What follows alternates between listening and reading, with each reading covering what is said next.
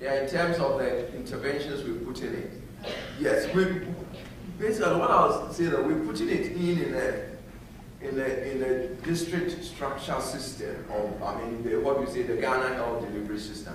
That, I mean, we have the preventive and promotive component, and then the clinical component. The problem was that Senate District, because it was a very remote and deprived district, did not have all the things in place. So we sort of trying to put the tender by policy of the Ghana Health Service needs to be there. That is what we are trying to put in place in the district. And I mean, the whole idea that it's being put there within a system so that it will then move. But the problem was that it was not there because nobody was prepared to go there and set this up. But now that we've set it up, we think that it's sustainable and it will run within the general health system. How is the access to modern medicine? Is it, you know, in one doctor to 200 or 100,000 folks, is there still a lot of natural products, you know, medicines being made in the rural area, or is there access to, you know, modern medicine that we see today? Yeah, in terms of, yeah, maybe if I get your question correctly, I mean, you want to know what extent of modern medicine in terms of maybe technology or drugs. Drugs, yeah. Drugs and issues, we don't have much problem. We have a system of drug supply in place. So shortage of drugs is not an issue at all. Supplies and things, I mean, like drugs, non-drug supplies, all those things, we have a system. We have a fund that we use to procure drugs. And because of the insurance, the social insurance, the client that we see, the money is given to us. We make claim for the drug and then we buy the drugs. Yes. So that one is not a problem. The problem is the human resource. And that is used. So we do a lot of what I call tax shifting. We call it tax shifting. For most of the very, what will I say, some of the tasks, we use non-professional staff like auxiliary nurses, like sterilizing equipment, assisting in surgeries. I free the nurses to do the more professional works. And then those that are like mechanical, assisting the doctor to do surgeries, I use auxiliary nurses to do it. I do a lot of training of these people to take care of some of the things. Then you free up the professional nurses, the few of them, so that they are not overburdened. So we've been doing some of those things, I mean, to help the system.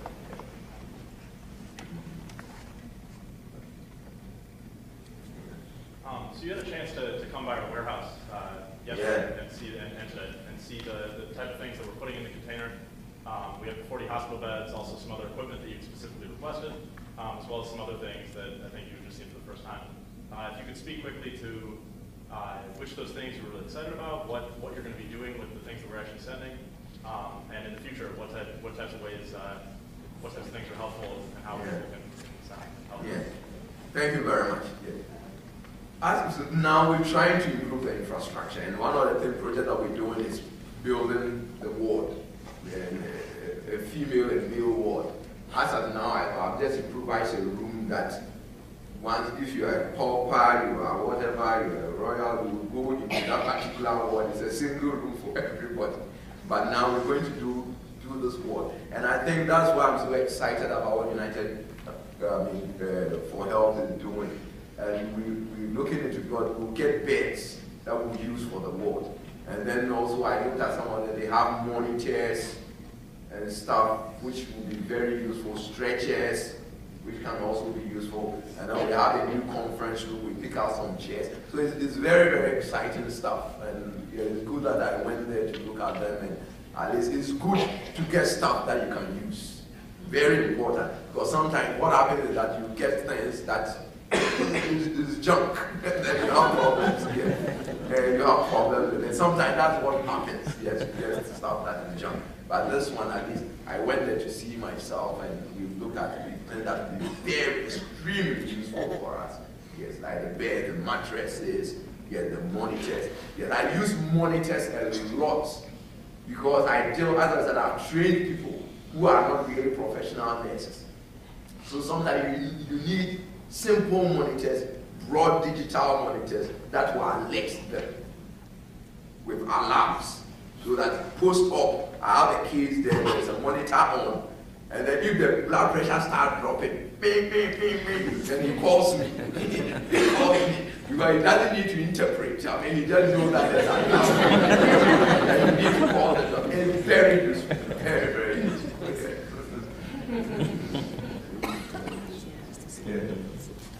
Is there a private health insurance, or is it all government-issued health insurance? Yeah, there's private insurance. If you want to join, you can join a private insurance. In fact, we have, by the law of Ghana, everyone is supposed to join an insurance, although it's not implemented. I mean, nobody will chase you. But you can either join the social insurance or join the private, yes, whichever you want to join.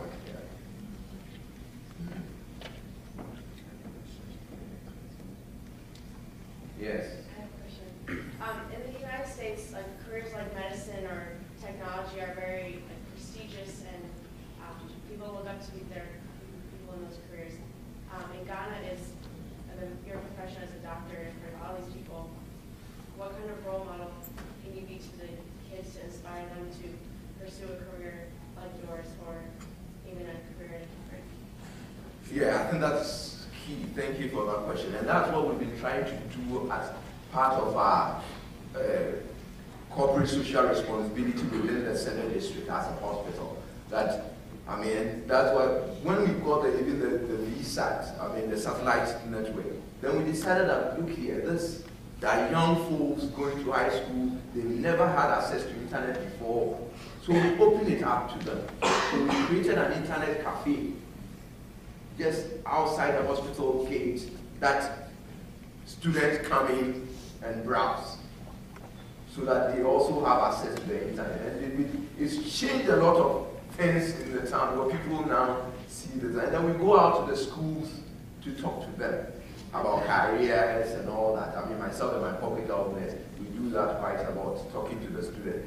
Especially around this period is the period of entry into the schools, where they buy the entry forms. And they come to us for advice as to the courses that they need to choose and all that. So that's one of the big things. I mean, once we bring people in, we think that is changing the community.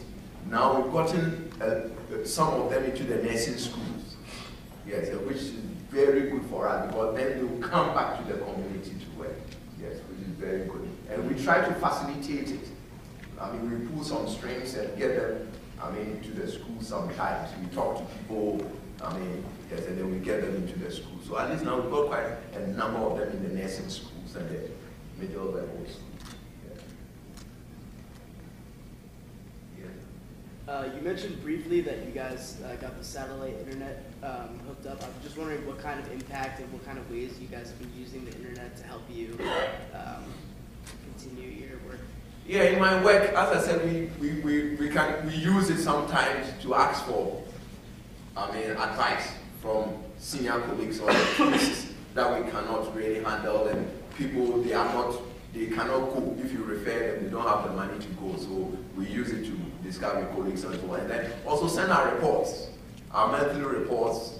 We send them through the internet, and then also linking up with colleagues on other things. And yeah, so it's been very helpful. And then also, as I said, for the young boys and girls in the town, also it's proving very, very useful for them.